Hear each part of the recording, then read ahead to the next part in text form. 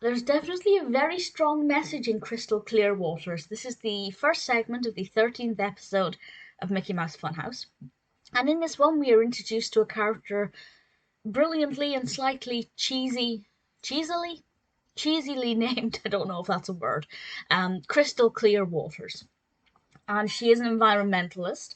And there's this great bit at the beginning where Mickey Mouse tells the rest of the Sensational Six that she is an environmentalist. And just the way he says that word quite slowly and more clearly, it's a great way to introduce children to this word. It is kind of a complex word for the target audience, but I never think it's too early to begin learning this kind of vocabulary. And the rest of the episode involves Mickey and the gang meeting Crystal Clear Waters and learning about recycling and the difference between trash and recycling and how to look after water and nature.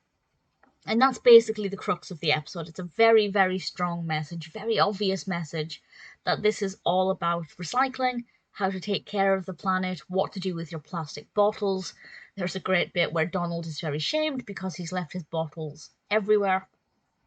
And it's maybe not as relaxing or as carefree as some of the other episodes. It does have this heightened sense of our planet's going to die. Maybe not quite as dramatically as that.